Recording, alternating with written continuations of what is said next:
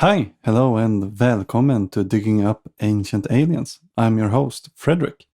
This is the podcast where we watch History Channel series Ancient Aliens through the lens of an archaeologist. If you are new here, I'd like to say hi, and if you've been here for a bit longer, welcome back. If you haven't already, please leave a positive review on the podcast player of your choice. It's a great way for us to reach more people and grow, and I also get this nice notification. And of course I will thank you by name, or the name you used when you left the review, at least in the next possible episode. So this is part 2 of our second episode of Ancient Aliens titled The Visitors. And if you missed the first part, you could just go and listen to it right now. It's alright, this is pre-recorded, so I'll just wait here for a little bit. Yeah, you can pause. I won't go anywhere. Yeah, there you go. Welcome back. I hope you enjoyed the first part. Might be easy for you to follow the second part, but if you skip going back to listen to the first part, then it's alright too. You didn't miss that much, to be honest, or you missed a lot. But in a strange way, it won't really affect this episode for you. Almost as if they just connected a bunch of mishmash things to make some sort of semi-coherent narrative for you. So the spark notes are basically that the Nazca people had elongated skulls, and the show seems to indicate that they were the only people in South America that practiced this, or the first, or I'm not completely sure, to be honest. But then they talk a bit about the elongated skull and that they look weird, and if you think about it, it sort of looks like aliens. And then we head to Egypt and Akhenaten, the heretic pharaoh, and they talk a bit about him, that he too seems to have an elongated skull in some depictions, and he had his monotheistic religion that sounded awfully lot like he was an alien. And he ran away, apparently.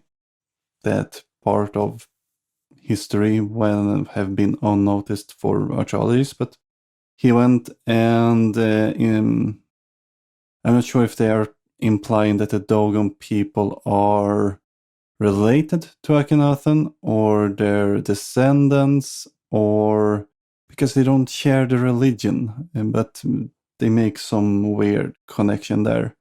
And that lands us right here. And let's dig right into it. Let's don't dilly-dally anything else. So we open up the next section on America. And the speaker talks about the Native American tribe, the Zuni people, or the Zuni tribe.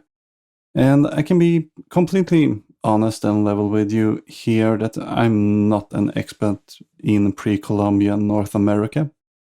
And I won't be able to speak with really good voice of knowledge here in a sense, but I've done some research and relying on the best available explanations at the moment that anthropologists and archaeologists have offered. But this is not my area, so unfortunately I can't really give you any fun extra details here, which is a bit sad. Maybe we can bring in some guests later and talk a bit about the pre-Columbian North America and the Native Americans in a later episode. And the episode indicates that the Zuni people, or the Zuni tribe, has been living and farming in North America for 2,000 years or so. They want to claim it to be the oldest, and from what I can find, Zuni people have at least been farming for 3,000 to 4,000 years in the areas they're inhabiting. So they might be even older than that, of course. But we have signs of farming for 3,000 to 4,000 years. So they've been there for quite some time. And then we meet Chris O'Brien, and I think that this might become a theme. I'm not sure yet, but I started noticing a bit that the more the guest speaker dress as Indiana Jones, the less education they have within archaeology or history. That's at least my thesis, because he wears basically Indiana Jones cosplayer outfit and a goatee. Of course, that's also something I starting to notice, and I also have a goatee, so I have some tough choices here.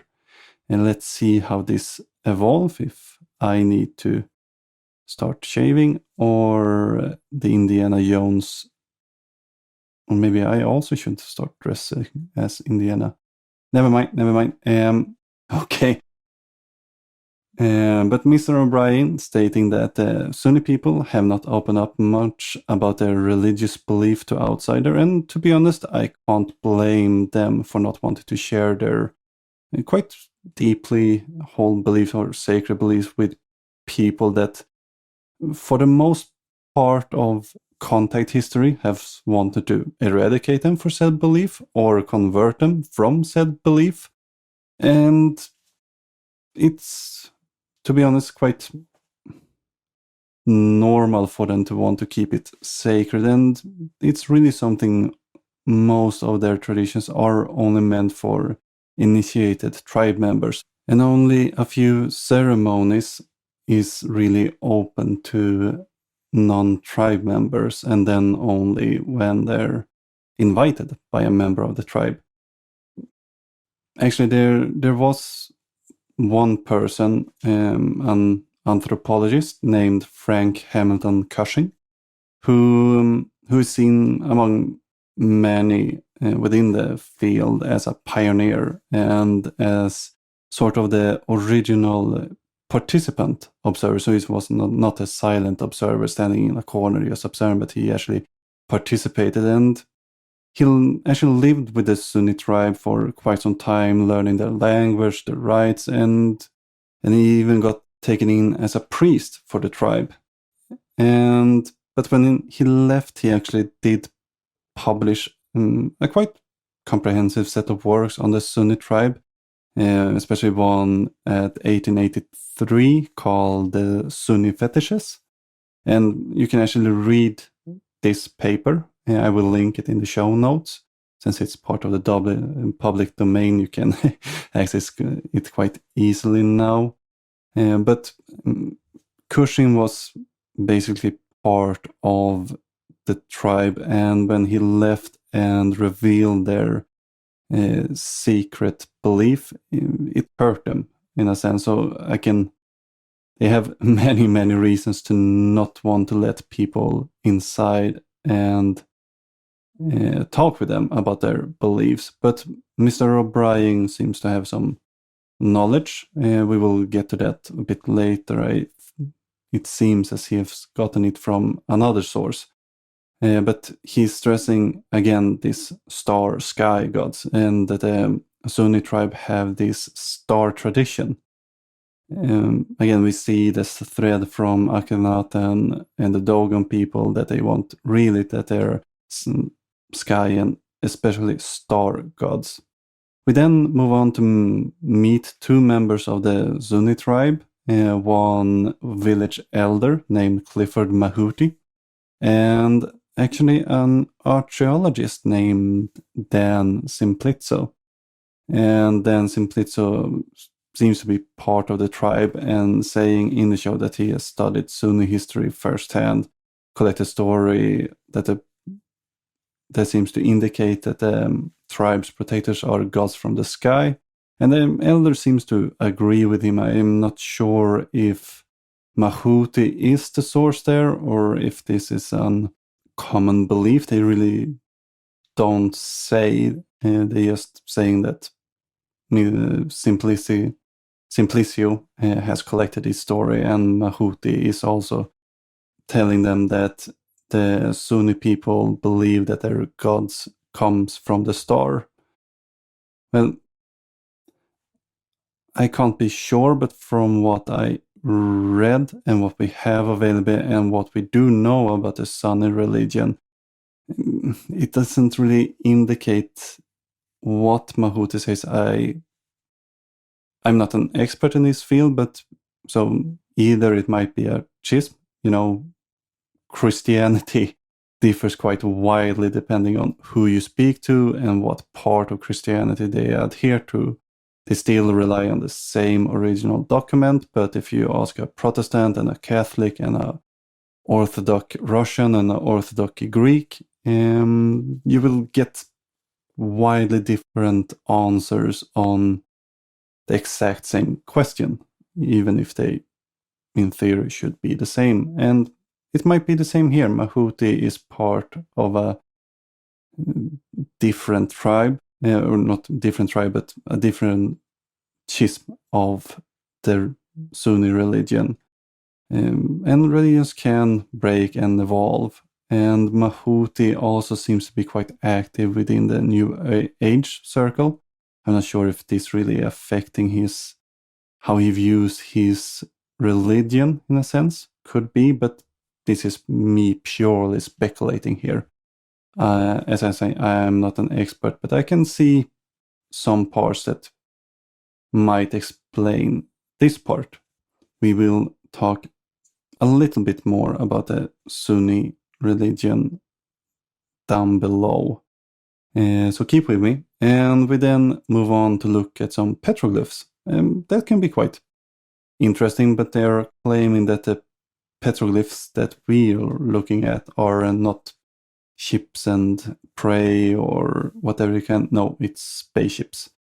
And sure, if you would tilt your head, close one eye, and if you might be a bit tipsy, I guess you can get it to be a spaceship. But the doodle that they are showing in the TV show looks like it could be anything.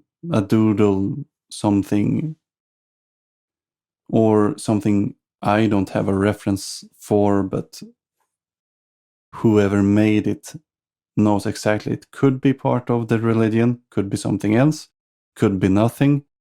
It can be an exaggerated picture. For example, here in Sweden, we have petroglyphs basically carved into rock, and quite a few of them depicts people holding up giant axes with giant phalluses sticking right up. And I'm quite sure that people didn't walk around like that, but it's part of a tradition that we've lost now. And in this case, I'm not sure, I don't have the reference. But if you know, you can look at the petroglyphs in questions if you go to minute 37, second 29, and then again 37:43. And if you have any have any interpretations of them or studies made, let me know. You can find all the contact info on diggingupancientaliens.com. And if you do find errors, things I get wrong, or what it could be, send your reference, source, and correction to me, and we can correct it as we go further. Anyhow, but to be honest, I don't have that much here. We luckily switching to Childress. Again, who comes in saying that sometimes petroglyphs are just doodles, and yeah, sure, they can be. But others are, of course, depictions of their gods who were aliens from space. An ancient astronaut, if you please. And I don't make this up. You can go and listen for yourself. 3801. So the petroglyphs, they are sure to show aliens. Can't be anything else, in at least Childress' mind here. Me, myself, I'm not really so sure. The figures look strange, but not really alien strange. And we go from these petroglyphs to talk about the kachinas. And something that the show doesn't tell you is that the kachina can be three things. They're relating to each other, but can mean, you can talk about different things. It has different areas. So you have Kachina, the mythological creature, of course, and then you have the Kachina dancers, who, of course, reenacting parts of said religion or creature. And you have Kachina dolls. They will mainly focus only on the dolls. But we will start swiftly, turn to the Shalako festival. And I'm sorry if the pronunciation here is not very proper. I hope to improve it further on. So the speaker claims that they celebrate the Shalako festival by dressing as cochinas and dancing to celebrate the arrival. Arrival of what? My guess is as good as yours, but from context, I assume the arrival of the aliens, of course, then. And we see Zuni people dressed in what I assume is ritual clothing, performing a dance. But this doesn't match the depictions we have of the Shalako dance. In the few depictions we do have. So the Shalako festival is one of their more secret celebrations. But the depictions we have and the information we can rely on, well, the dance performance we see on the telly is not the Shalako dance. The Shalako dance is more intricate. They have these big costumes on, quite tall, long neck, almost like giraffes. And I'm sure that they couldn't film the Shalako festival, but they indicating that what we're seeing now is part of that ritual, which I feel is quite misleading. They would know, and there's wood carvings, especially from CUSHING's stay with the Zuni tribe. And I think it's a bit unfair and a bit exploiting of the tribe, to be honest. At least for me, I feel that it doesn't really show them fairly. It's not lying, but deceiving would be the best word. It's not great, at least. But what we know about the Shalako festival is that it's celebrated around the winter solstice, and it's part of a ritual for good harvest. Remember that the Zuni tribe is an agrarian people. They're farmers, and as farmers they tend to focus on different festivals, and that it adds up to the solstice indicates that they are an agrarian people. Might be a coincidence that the aliens just landed right there, but again, we know also that it's to bring good harvest, good fortune, and of course many children. And they also have that a blessing houses that's been built during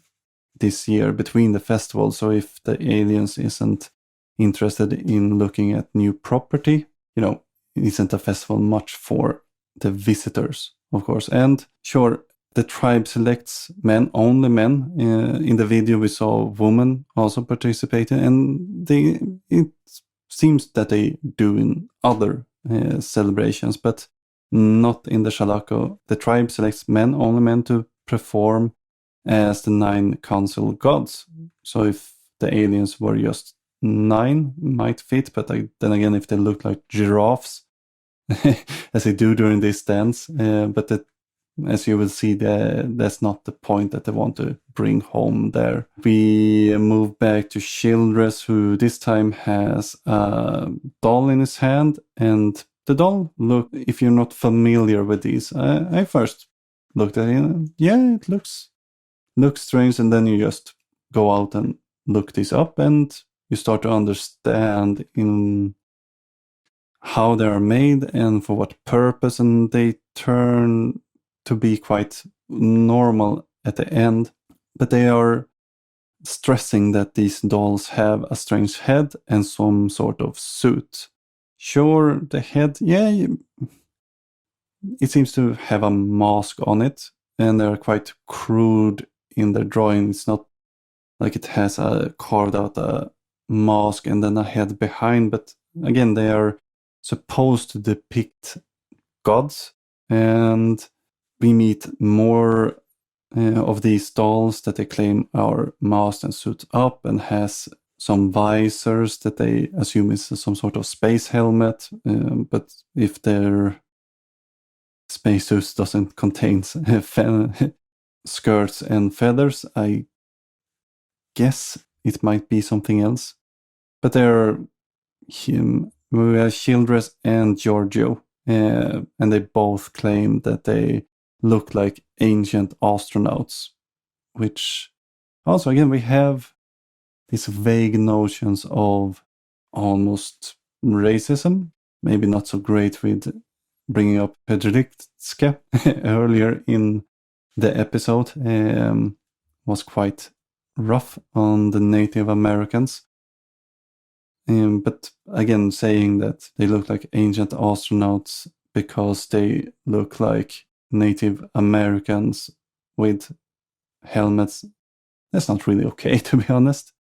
But so they talk about the Kachina dolls. And first of all, the Kachina dolls are not limited to the Zuni, or even the Hopi tribe use these second dolls. And we know actually quite a lot of them. These dolls usually have names and fits into a larger understanding about their religion, both for the Hopi and the Zuni. Sure, they are used a bit different between the tribes. They are not exactly the same, but according to the Zuni, the Kachinas live and comes from the Lake of the Dead. And Lake of the Dead doesn't really sound like space, doesn't? Or of course, I guess you can get everything into space, but the mythology of the Kachina don't fit a narrative where they would come from outer space. We don't have this fire coming from the skies, landing and then coming out. We come in peace now. This whole part feels a bit dishonest. They're not lying, they're just carefully leaving things out and maybe show you something else and don't tell you what they're showing you. But as I said, bringing up Ales Hedritske without acknowledging what he did, both good and bad, and then to this, you get a bad taste in your mouth. But we then meet Bill Bryans, who is claiming that poetry in all tribes talk about the sky people coming in flying ships. I could not really find anything about this, and ships might be the wrong word here too, to be honest. And then we have a Stephen M. Carr, who seems to belong to the Southwest Museum of American Indian, and he talks a little bit about the Native Americans and their oral tradition. Don't really add much to the conversation, to be honest, but I assume that he have had a longer interview and they take what might fit in the episode. He might have said something more interesting along the way, but it doesn't really fit their narrative. That they're going to the sky people, coming with ships from the sky. So they end up with the oral tradition and his title as a way to give authority to their narrative. But it seems as we're going to leave the Zuni people for now, and we won't really come back to them later. Giorgio, or famous meme guy, if you haven't heard the first episodes, Giorgio Tsoukalos, he's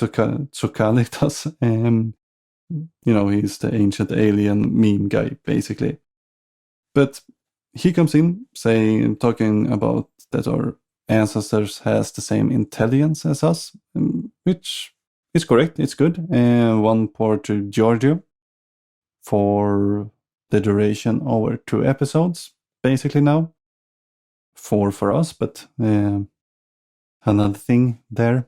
And then he says that they don't have the same technical frame of reference that we have, and again, that's okay. Yeah, they try to hammer this back in episode 1, 2, but the Zuni people would still have words for shiny or metal, and we would see traces of these, at least in their mythology and how they depict their gods generally. We don't see the fetishes in this episode because the fetishes is mainly animal. They're worshipping spirits, basically, spirits of nature, animal. And this doesn't really fit within the ancient alien narrative, so they just skip that part, basically. And then he go on to say that, so he says that they don't have the vocabulary to describe advanced technology. So. And so what he's doing here is basically saying when they speak about dragons, they really mean spaceship. And speaking about the dragons, we move into China after this. So we switch into Huangdi, or the Yellow Emperor, that he might be better known within our part of the world, at least. And within Chinese mythology, he is roughly placed 3000 BCE, and he is one of these mythological emperors for the most part.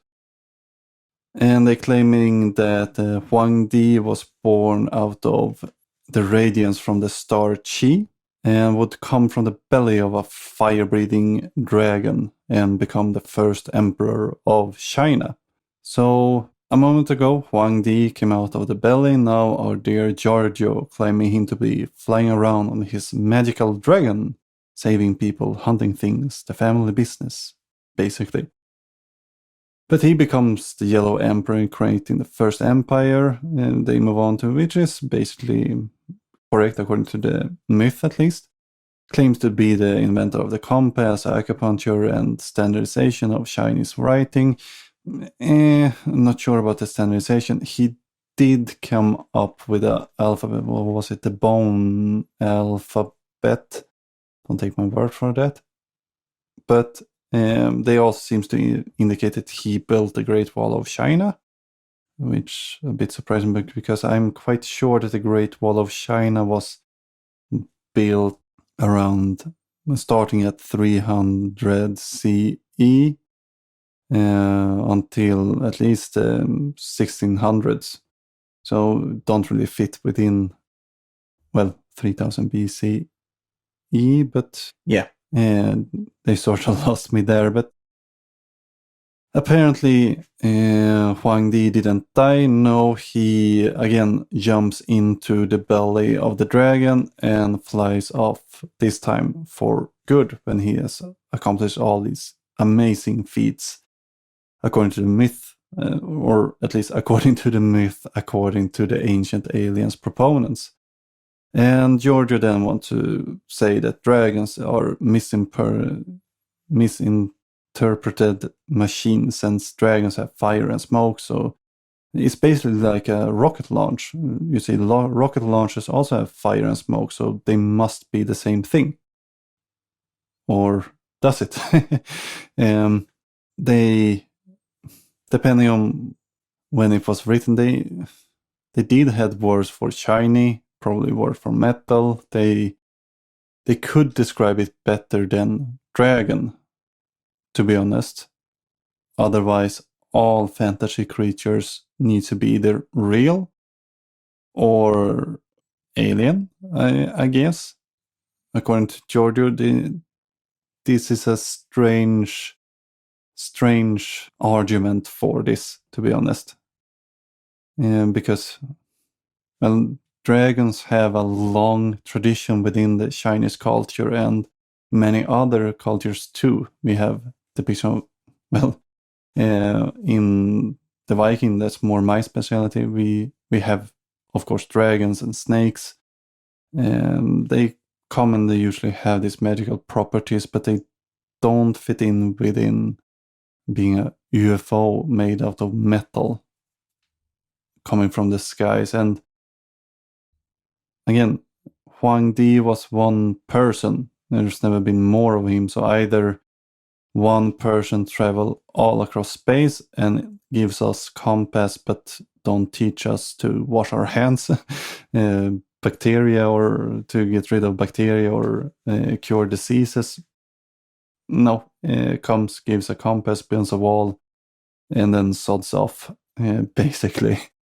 And then we have Jonathan Young, who comes in talking about mythology. It's just a way to speak about things people don't understand. So a dragon is just a word that could mean anything and would just be a poet's effort to describe something they don't know. Or is it?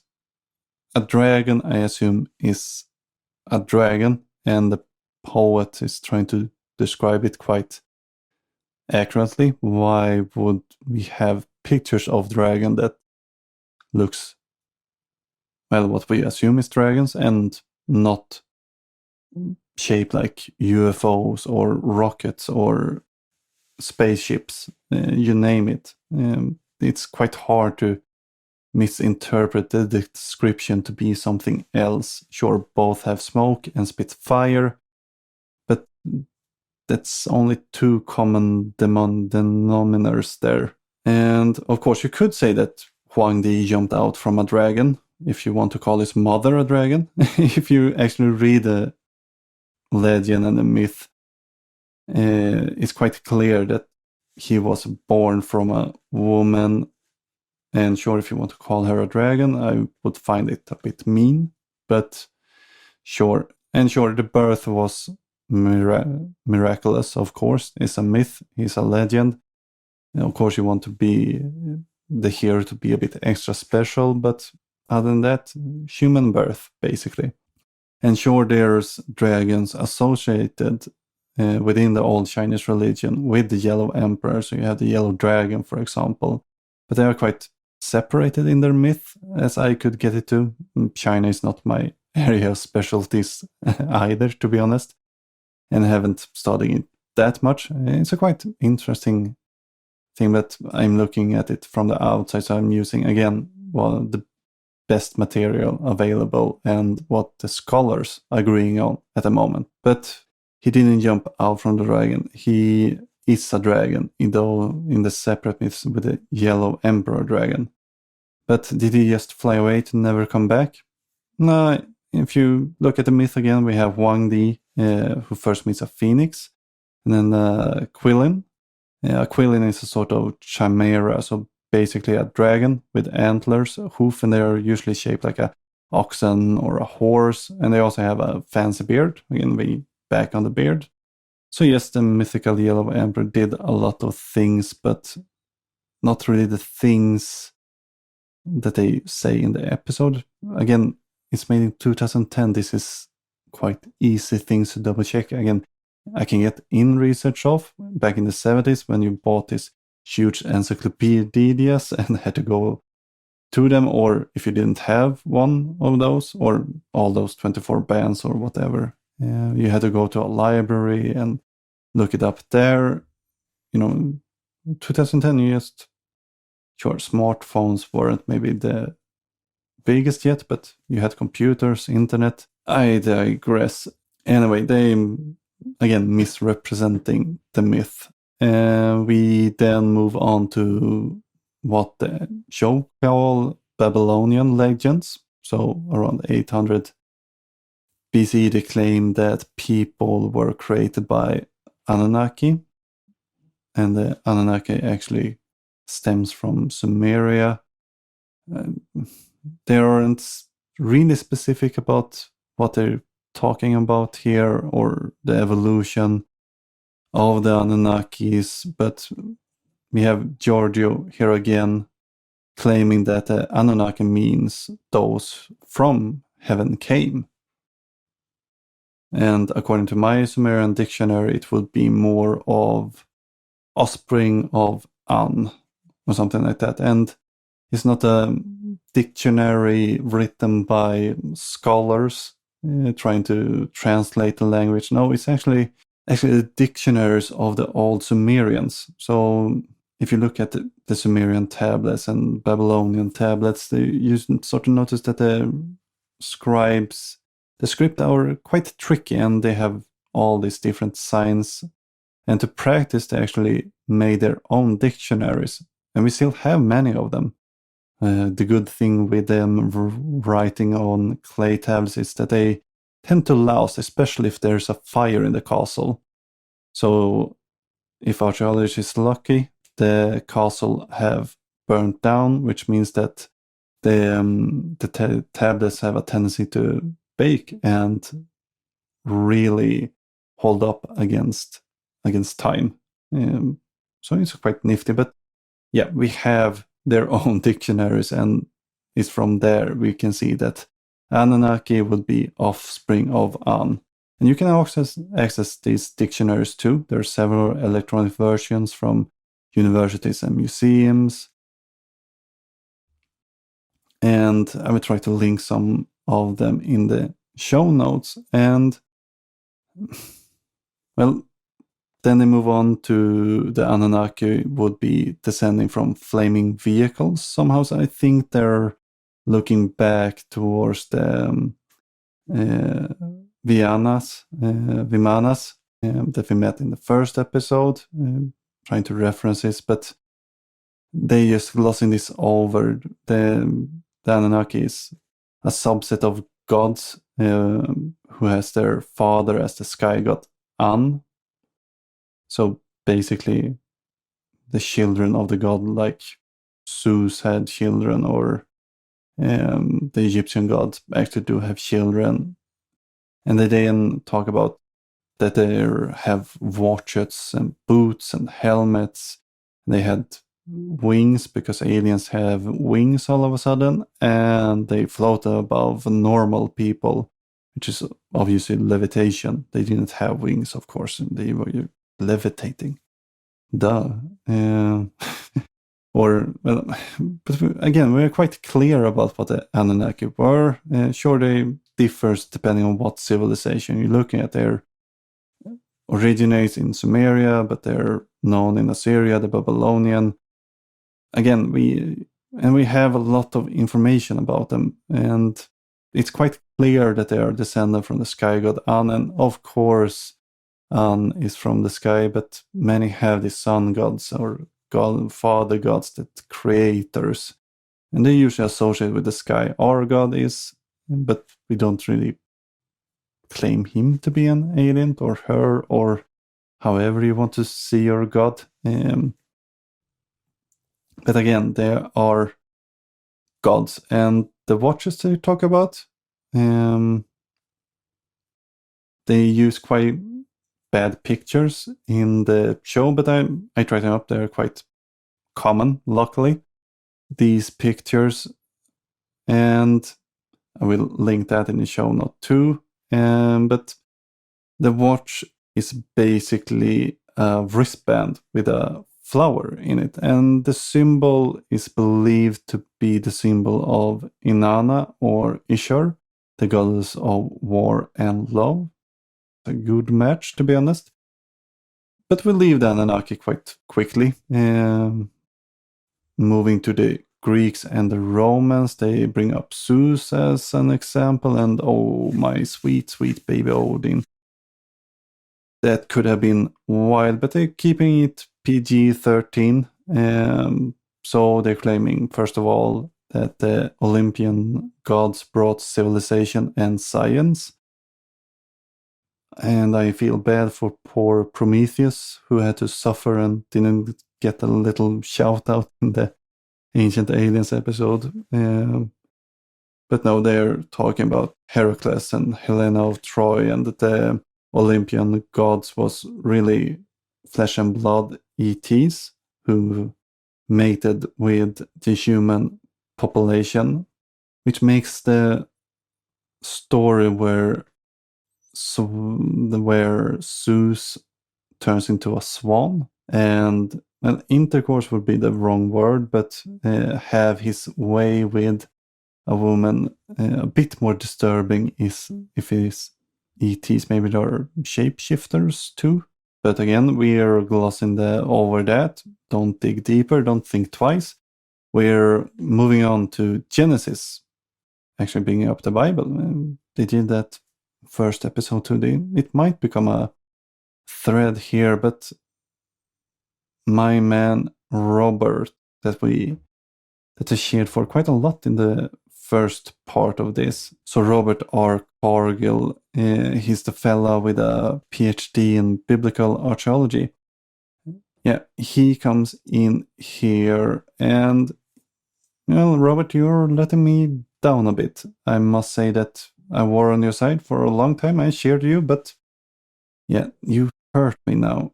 But he goes in to say that there's these beings in the Bible that mated with humans and created Goliath and stuff. He don't want to call them ETs. He's trying to avoid that word quite as good as he can. And then, since he don't want to call them ETs, we switching to Genesis 1:26. And God said, "Let us make a man in our image, after our likeness, and let them have domination over fish over the sea, and over the fowl of the air, and over the cattle, and over all the earth, and over every creeping thing that creepeth upon the earth." So they want to make this about the "our" part here. And yeah, it says "our" like we, us, and the passage is based on the Hebrew word, I'm sorry for this, enu, and that's a plural word. And Giorgio say that theologians would explain this with the Holy Trinity. Don't really fit within the Judaism religion that is based on, but actually many scholars think this as, of course, if they're not Christians, then they want to get this to the Holy Trinity, of course, but others, Hebrew scholars or general, says that it's basically a royal we. Us talking of God is talking about himself, herself in a third person. And we have old Billy Barnes coming in here, creationist, it seems like. And he talks about the creating story, that it's exactly the same everywhere, except it isn't. If you take the creation story of the Vikings, it widely differs from the Egyptians, from the Christian, from the Inca. Sure, they have common themes like creating earth, something from nothing, all these things, but they're not identical, and they are quite logical in a way. Of course, there might have been nothing, and from nothing something comes, land or water, one of those two, quite logical. And then we move on to creatures and so on.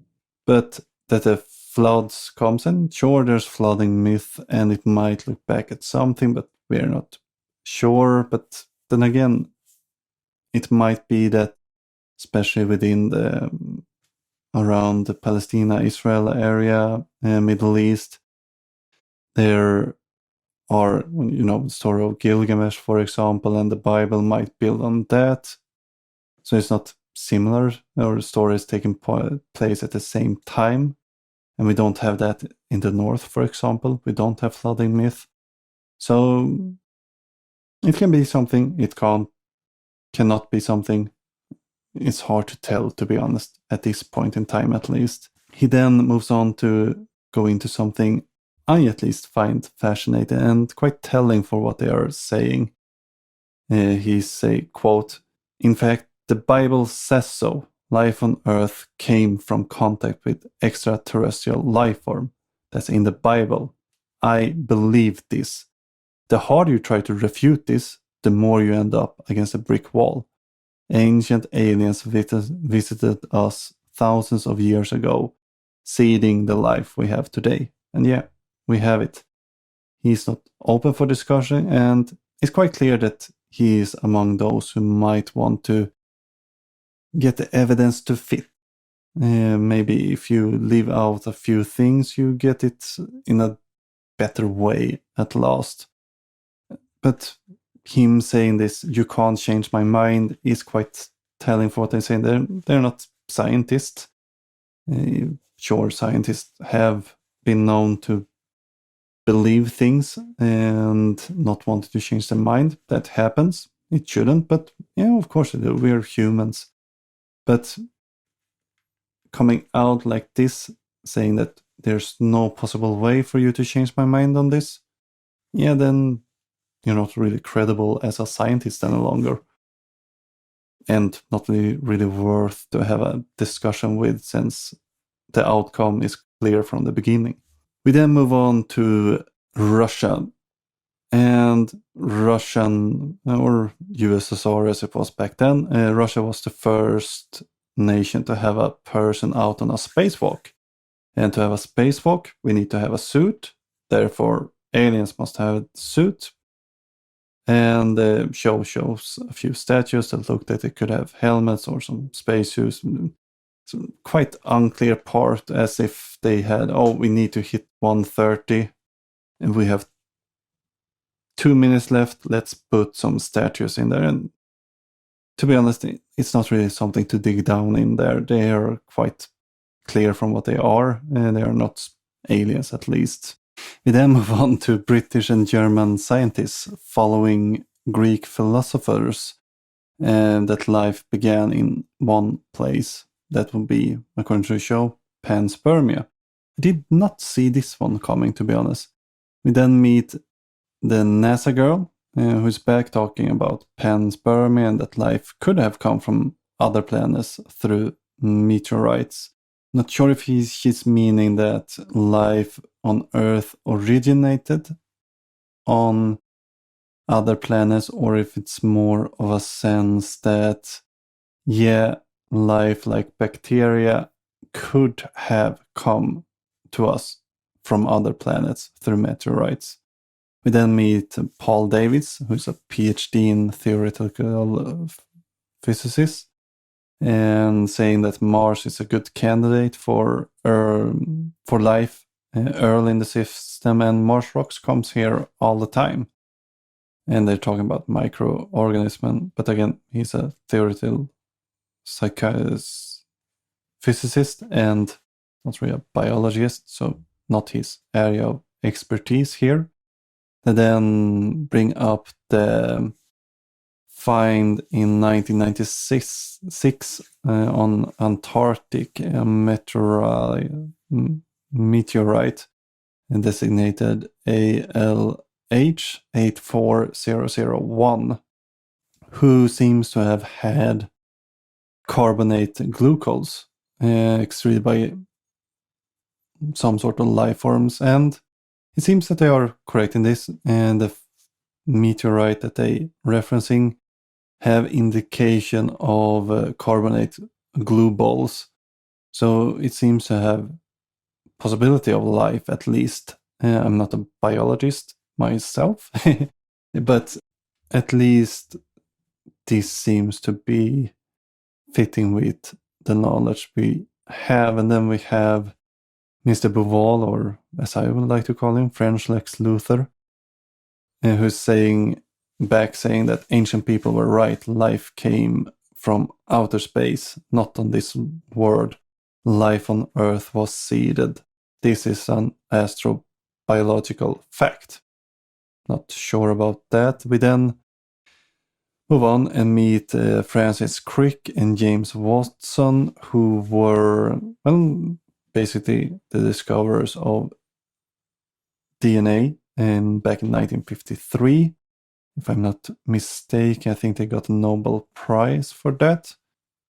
So what it is was the development of the mathematical theory of X-ray diffraction by a helical molecule. So that's what they're referencing back here, but they are then moving quickly on to that Crick invented directed panspermia in 1960.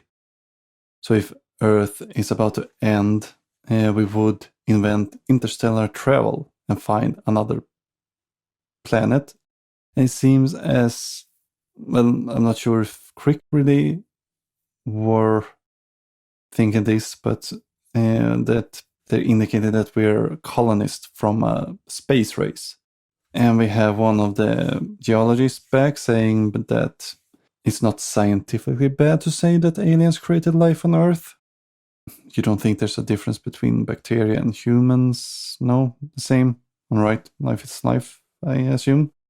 And for thousands of years, we have tried to depict ancient aliens, apparently, because they are us, in a sense. We are the aliens.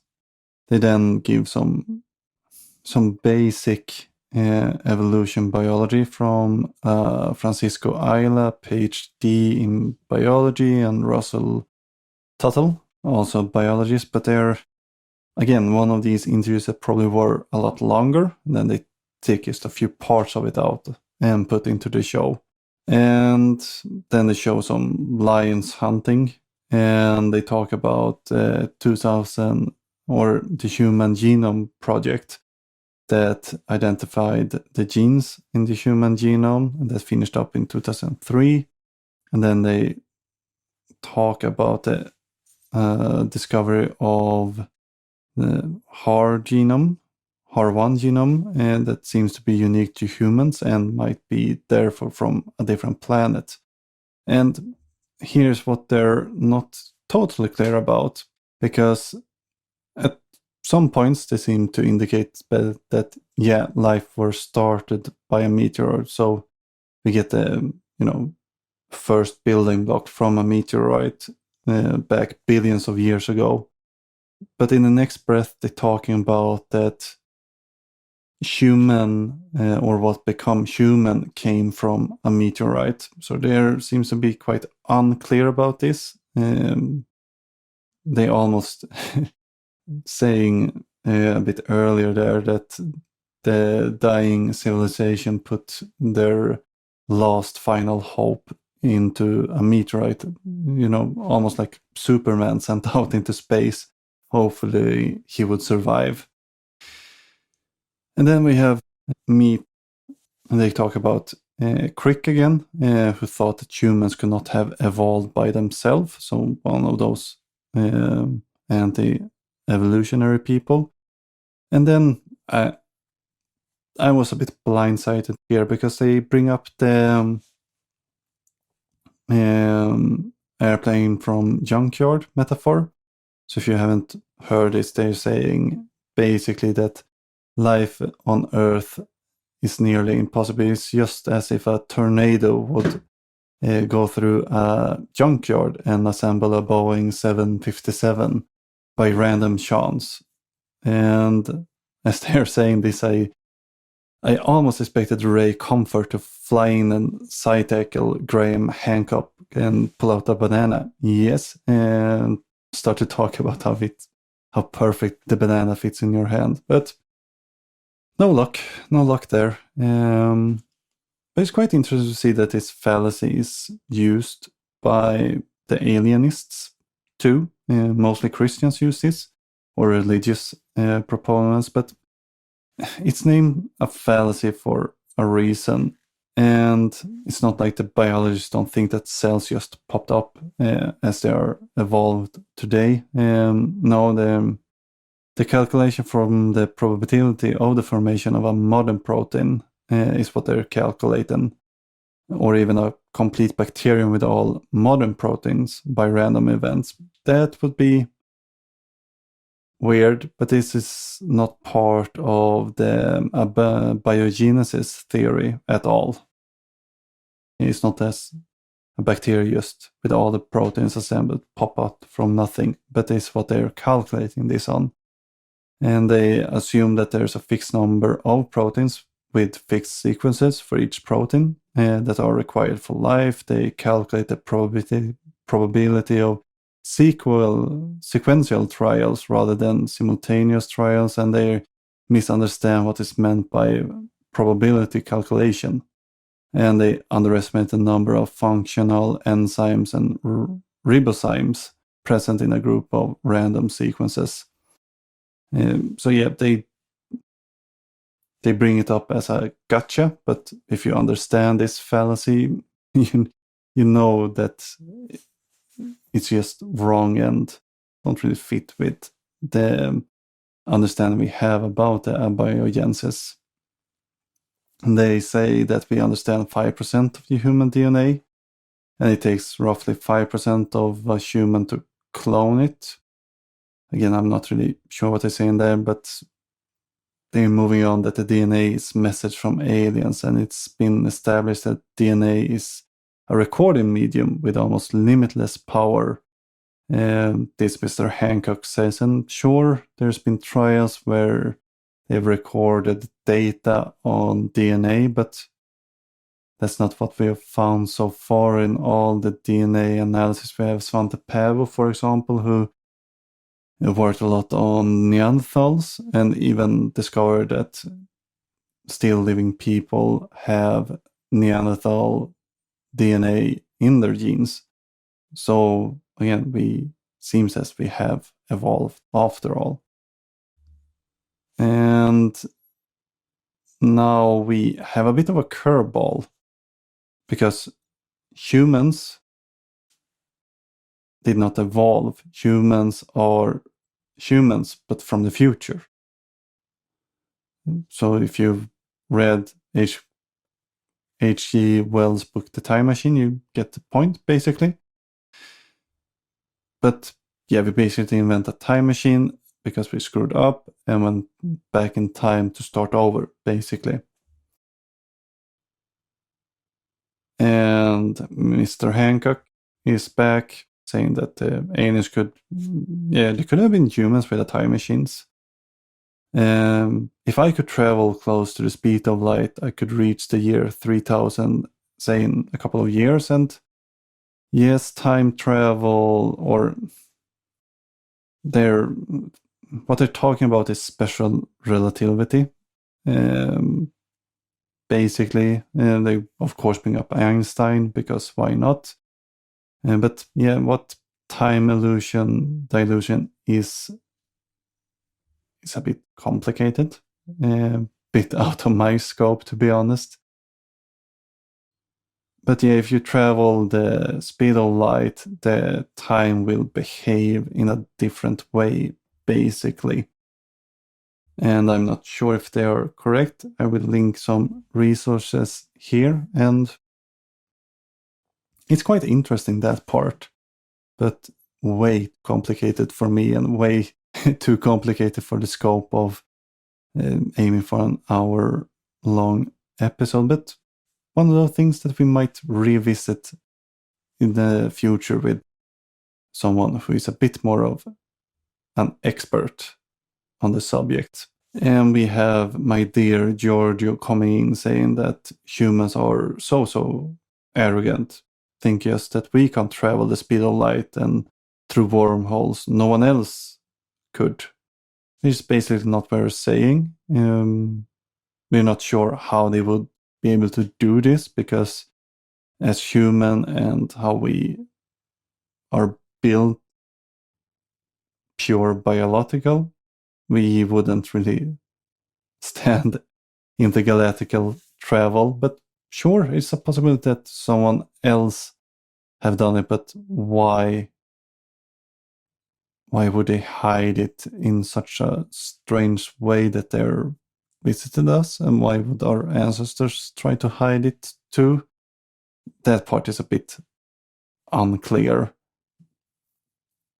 And we have the Coast to Coast radio DJ coming. I'm sorry, I lost his name and I'm not going back to look it up now.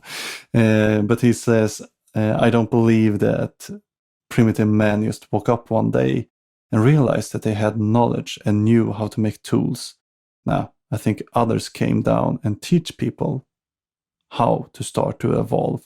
And again, we say bye by hearing Giorgio talk about, again, the sky gods coming down, teaching us how to build in stone and all of that, blah, blah, blah. Yeah. So what do we think here? Have they convinced us? No. I will say no this time too. The episode started out quite great, especially if you think back on part 1. I found that part, sure, they were wrong, but it was wrong in an interesting way. But the second part here, most of it, it had these foul undertones, more of a dishonest look at it. But they basically just misrepresent a bunch of things, and even sometimes we have noted now that they invent things whole cloth. I'm not sure how it's meant to weigh someone. Sure, if you would come into this knowing nothing about history, sure, maybe, or even just a little bit, basic, maybe haven't studied in high school or something, but if you have any interests, I just don't understand, because the arguments are so weak. They fall apart if you start to dig and prod and poke at them, and you don't have to dig especially deep either. That's a weird thing. It's not really gotcha things. It's just a little bit of research, and you see, oh, that was wrong. Okay, that was bull, and then you can move on with your day. So yeah, I'm not really sure how they stayed in business this long, to be honest. But hey, let me do something at least. But I'm happy that you've been with me for this far, and I think we will leave it at here. Remember, you can find us on Facebook, Twitter, Instagram, whatever social media you might enjoy, and of course at diggingupancientaliens.com. And if you have suggestions, corrections, or want to just say hi, you find all the contact details on the webpage. And next week, we will look into episode 3, The Mission. Join us then. See ya. Take care.